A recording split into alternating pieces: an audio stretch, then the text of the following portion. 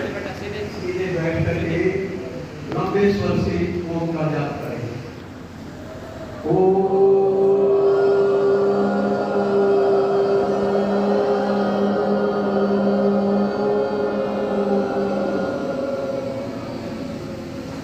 सबसे पहले मैं तीन महान आत्माओं को हृदय से नमन करता हूँ, जिन्होंने ब्रह्मा विष्णु महेश बन करके इस गुरुकुल को सीखा। ब्रह्मा कौन? स्वामी जी महाराज, जिन्होंने गुरुकुल की नींव रखी और ये इतना बड़ा पौधा लगाया। मैं उस महान आत्मा को हृदय से नमन करता हूँ। विष्णु बन करके जिन्होंने गुरुकुल को सींचा, सारा जीवन तपा दिया छोटी सी तनख्वाह के अंदर और बहुत बड़े बड़े पद पर जा सकते थे। स्वामी जी का कथन निभाने के लिए सारा जीवन जो का क्यों उन्होंने अंतिम समय तक निभाया। मैं उन महान आत्मा को नमन करता हूँ। तीसरे महादेव शंकर बन करके जिन्होंने गुरुकुल का संचालन किया, श्री पाठक जी, मैं इस महान आत्मा को नमन करता हूँ। तीसरा, भाई गुरुकुल का मंत्री कैसा हो? गुरुकुल का मंत्री कैसा हो? लाल बहादुर जैसा हो, जिन्होंने अच्छे व्यक्तियों को जोड़ा। मैंने कहा श्री चंद्राराम जी को आप बोलो, और इन्होंने चंद्राराम जी को जाकर के हमने जोड़ा तो इन्होंने कहा कि 25 बोरी सालाना गेहूं की देनी इन्होंने स्वीकार कर ली। और आज बिगड़े हुए काम को फिर सुधार दिया। जीत जी तो 21,000 रुपए देकर के गए थे, लेकिन इन्होंने क्या मान लिया? 6 लाख 7 लाख रुपए खर्च हो गए। आटा गूंदने की, रोटी बनाने की मशीन, वो सारा कारखाना मांग लिया। तो ये बिगड़े काम को सुधार दिया। और एक जो है कि हमारा जमाना शौचालय नहीं था, ये बहन बेटियां आई हुई है, तो इन्होंने निवेदन किया 25,000 रुपए जो है कि चंद्राराम जी ने अभी नगद जो है काट करके दे दिए। तो ऐसे मैदानी महानुभावों को जो सभी पुण्य आत्माएं, क्या बनी का किस का नाम लूं? चैलेंज जी बैठे हैं, इधर भाई साहब का नाम भूल गया। कहीं जितनी पुण्य आत्माएं, स्वामी जी कहा करते थे, मेरी सभी पुण्य आत्माओं मैं आप सबको नमन करता हूँ। यहाँ गुरुकुल में आए हुए सबको मैं नमन करता हूँ। तीसरी बात, उपदेशों के लिए मैं बातों में जाता हूँ। प्यारे बच्चों ध्यान से सुनो, काम इधर कर ले लो। ये आजादी यूं नहीं आई। आप 1100 साल पीछे चले जाओ। 1100 साल पीछे किनका राज था? मुगलों का राज था। मुगलों के जमाने में गादर गुली की तरह से लाखों व्यक्तियों को काटा गया, लाखों बहनों की इज्जत लूटी गई, लाखों को मुसलमान बनाया गया। हम कुछ नहीं कर सके। गांव-गांव में जो हमारे गुरुकुल होते थे, क्या खुले मदरसे बना दिए गए, क्या पढ़ाया गया? उर्दू पढ़ाई गई। यानी कितना धर्म भ्रष्ट किया गया हमने, यानी हमने एक भी अक्षर नहीं सीखा, कोई अवतार नहीं आया। ये जितने पाठंडी बैठे हैं, कथावाचक बैठे हैं, इन्होंने एक भी ये कहते हैं फलाना अवतार आया, फलाना अवतार आया, फलाना अवतार आया। मैं कह लगा 750 साल मुगलों का राज रहा, एक अवतार नहीं टपका। और जो देश आजाद हो गया, देश आजाद हुआ जब लाशें कट कर करके पंजाब पाकिस्तान से आई, एक अवतार नहीं आया।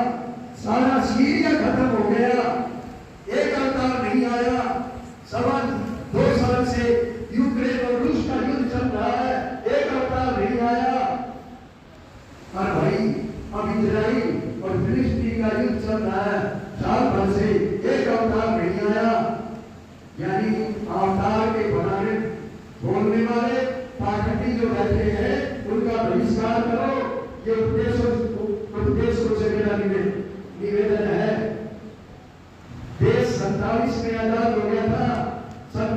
के अंदर से हैदराबाद का नवाब हमारे साथ नहीं मिला और हम मंदिर घंटे घड़ियाल सब बंद कर दिए, पूजा पद्धति सब बंद कर दी। तब मेरे को जो है बताने वाले मेरे गुरु पंडित ब्रह्मदयाल जी आर्य प्रभाकर वो कहते थे, बेटा सिर्फ हैदराबाद का नवाब ने सारे घंटे घड़ियाल बंद कर दिए।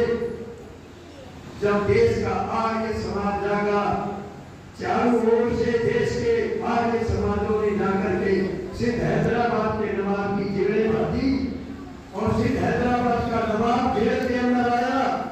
जेल के अंदर आकर के बोला, आर्य समाजियों तुम तो निराकार को मानते हो, तुम यहाँ क्यों आए हो? कहने हम श्री राम को मानते हैं, ये हमारे मर्यादा पुरुषोत्तम श्री आर्य जो राम थे, हम भगवान कृष्ण को मानते हैं जो वेदों के विद्वान थे, हम हनुमान को मानते हैं जो वेदों के विद्वान थे। हमारी आस्था है लेकिन वो वेदों के विद्वान थे, लेकिन हम मूर्ति पूजन तो नहीं, हम निराकार को मानते हैं। और जब तक जो है कि आप मेरे घंटे घड़ियाल नहीं शुरू करोगे तो आप हमारा आंदोलन यूं ही चलता रहेगा। आपकी जानकारी के लिए सिर्फ हैदराबाद का नवाब ने घुसने दे दिए और मंदिरों के आजाद दे दी, सब मंदिरों में पूजा होने लगी। केवल एक भी पाखंड की पूजा करने वाले नहीं आए, केवल आर्य समाज जागा। और सन देश को आजाद 47 में हो गया।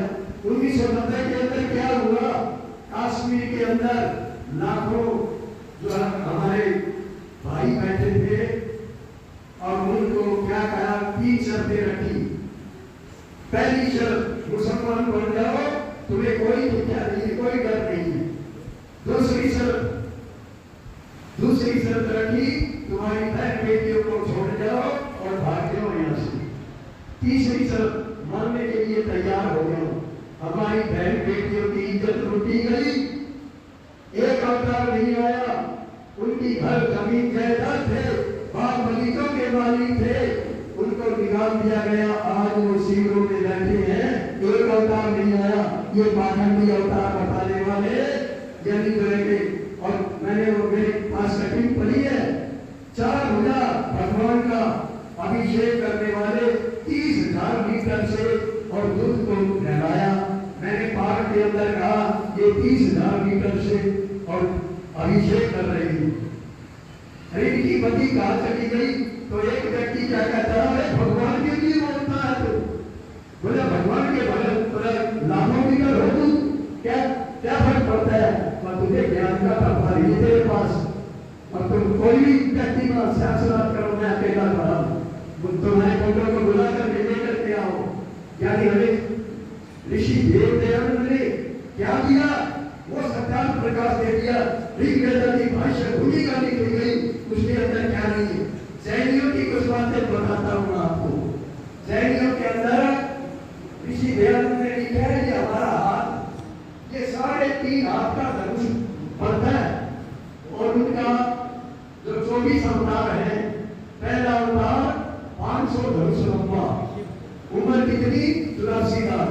कितने कपोड़े, यानी इन कपोड़ों ने देश को और यानी कम से कम 15-20 अवतार है। किसी की 83 लाख, किसी की 82, किसी की 80, कोई 500 धनुष लंबा, कोई 400 धनुष लंबा, कोई 300 धनुष लंबा। आखिरी कितना आ गया? महावीर की 73 साल उम्र और कितना? 11 हाथ लंबा। मैं कहने फिर भी कपोड़ा लिख दिया, 11 धनुष लंबा, 3.5 हाथ का, तो 35 साल का फिर भी हो गया। यानी कपोड़ों ने देश का सत्यानाश कर दिया। अरे सत्यार्थ प्रकाश पढ़ो, उनके अंदर क्या नहीं लिखा ऋषि ने, कितनी मेहनत करी है ऋषि ने। जब 6 महीने के अंदर सारा जबानी बोल करके सत्यार्थ प्रकाश लिखा है, प्रमाण दे करके लिखा है। क्या अर्थ है? इन पन्नों के बारे में भागवत के बनाने वाले ने क्या लिखा है? एक औरत ने खाना, वो अपनी हथेली के अंदर खाना घिसा और खाने के अंदर से ब्रह्मा पैदा हुआ और ब्रह्मा से फलाना ढेकड़ा और फिर 13 लड़कियां और 13 लड़कियों से फलाने के फलाने का विवाह और बने उससे गधे खच्चर और कांटे सहित बहुल उत्पन्न हो गए। नारी जब पीछे अरे तुम्हारे ऋषि दयानंद ने कहा नाग उधर कर तेरा कर्म में सत्यानाश क्यों नहीं हो गया। यानी ऐसी ऐसी बेकार की बातें जो लिखी है। तो यानी आज ऋषि दयानंद का नाम, ऋषि दयानंद ने क्या लिखा है सत्यार्थ प्रकाश में, कृष्ण जैसा आप पुरुष कहीं भी नहीं है। वेदों के विद्वान थे, जन्म से लेकर के मृत्यु पर्यंत कृष्ण ने कोई पाप नहीं किया। और भागवत बनाने वाले ने माखन चोर, गोपियों का संगी, कपड़े चुराने वाला, अरे तेरा कर्म में सत्यानाश क्यों हो गया। यानी हमें ये बातें सीखनी पड़ेगी, ये जागना पड़ेगा। खाली जय बोलने से जो एक देश की आजादी नहीं आई। देश की आजादी सन 47 के अंदर जब मुगलों का राज था 750 साल रहा और फिर किसका राज आया, अंग्रेजों का राज आया। अंग्रेजों के राज के अंदर कितने कितने आदमी कत्ल किए गए। यानी जो है 8 लाख आदमी शहीद हुए थे। तब ये देश की आजादी आई थी। और आजादी किसने दी, ये आजादी का बीज बोने वाला कौन था, ये ऋषि दयानंद था। आजादी के बीज की खोज तैयार करी। सरदार भगत सिंह, वीर उधम सिंह, वीर सावरकर, जलियांवाला बाग के अंदर दायर में निहत्थे लोगों के ऊपर गोलियां बरसा दी, हजारों व्यक्तियों का कत्ल कर दिया।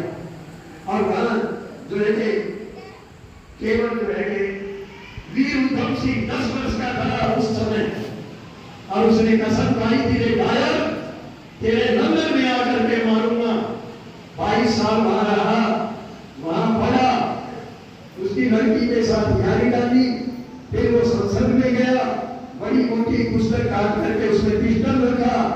और पिस्टल जो है कि जब उस संसद में पहुंचा, दायर खड़ा हुआ और उसने फिर भगत सिंह ने 3 गोलियां उसके सीने में मारी और भारत माता की जय जय गुना जय के नारे बुला दिए। कहने कि मैं जिस काम के लिए आया था वो मेरा सपना साकार हुआ। अब मुझे कोई चिंता नहीं है, मुझे कोई मारो या पिस्टल कह करके फेंक दिया। यानी ये थे दीवाने जिन्होंने देश के लिए अपना जीवन आहुत कर दिया। यानी हमने क्या सीखा, लेकिन आप और सुनो, लाखों की भीड़ अभी ये जा रही है, रोड में देख रहे हो आप, कहाँ जा रही है, भादरा से आगे पूजा मेली। हमारे गांव में 17 मंदिर बड़े बड़े, पूजा एक में नहीं होती। मंदिर भगवान का मंदिर बना दिया।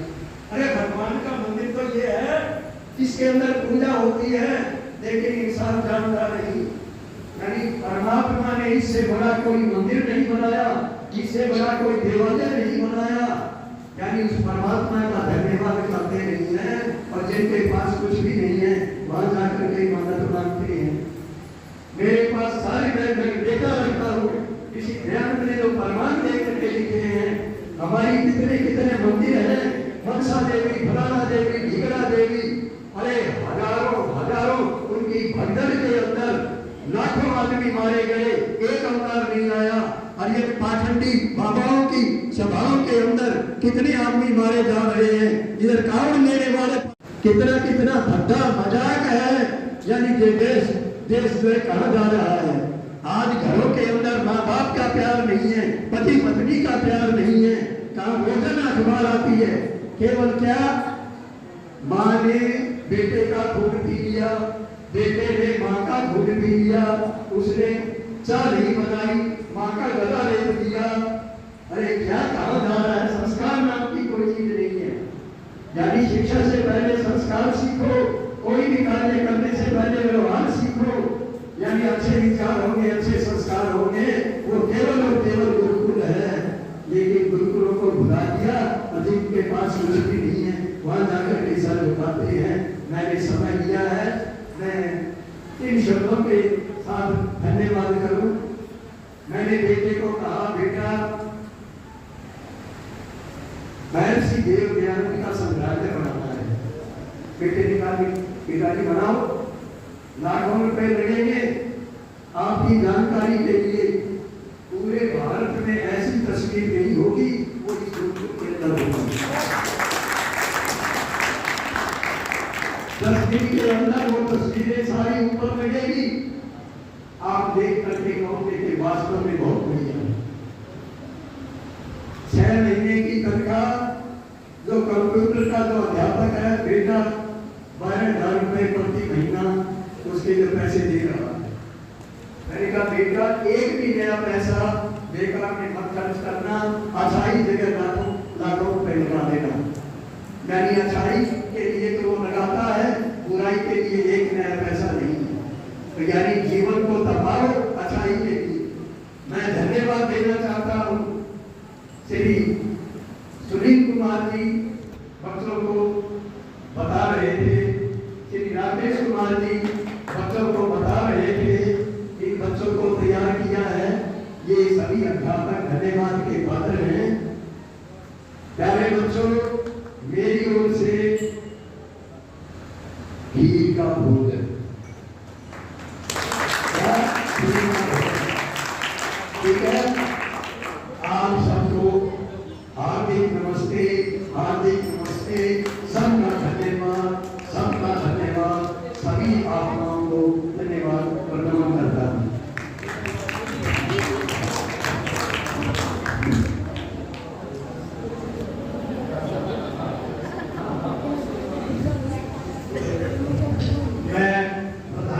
तो क्या धन्यवाद करूं, इनका जो प्यार तक है वो हमें सबको दिखाई देता है। और मैं तो कहता हूँ गाड़ी के इंजन है, हम इनके डिब्बे किसी भी चलते हैं, जो इनका आदेश होता है, गलती होती है तो डांट भी पड़ती है और आगे से सुधार भी करते हैं। अब मैं निवेदन करूंगा, हमारे मुख्य अतिथि जी का सम्मान करेंगे प्रधान जी, मंत्री जी, साहब के जो भी हमारे अतिथि हैं, मंत्री साहब, तो मोमेंट को लेकर के हमारे गुरु साहब का सम्मान। वैसे तो हमारे